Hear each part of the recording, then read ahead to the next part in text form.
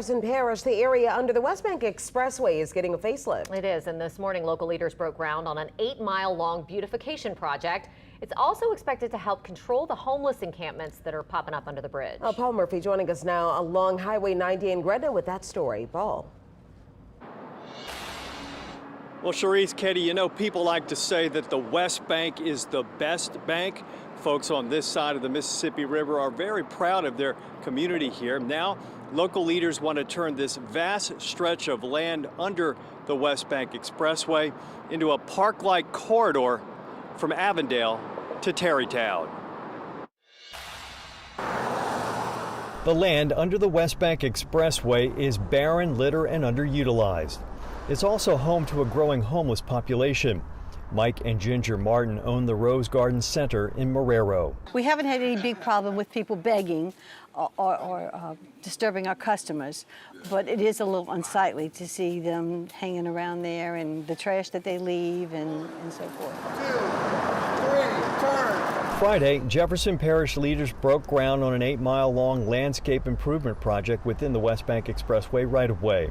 JP Councilman-at-Large Ricky Template says the project is expected to include tree plantings, new plant and flower gardens, decorative rock, and new signage. Long term, that some of the landscaping we do will, for the safety purposes, will discourage panhandlers as well. State Senator Pat Koenig helped get the $1.3 million in state funding for the project. Let's address the litter, let's change the culture, let's help the homeless, and let's make life better for everybody.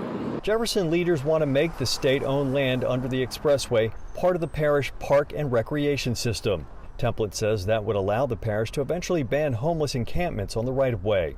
That would make this part of our parks, which has time frames where those parks can be utilized. In a recent social media post, Parish Councilman-at-Large Scott Walker revealed the unhoused community in JP has grown from 100 to 400 since the COVID pandemic. He said these are people who have fallen on tough times and need some help. There's now some talk about building a homeless shelter in the parish. I think there's some money that's coming down from the opioid settlement that we can have a place for them to go to instead of living out under an overpass. Back at the Rose Garden Center, the Martins say cleaning up this vast stretch of open land would improve the quality of life on the West Bank. I think it's wonderful if they do beautify it, because we live in Marrero, and Marrero is us, you know, and that's a reflection of us.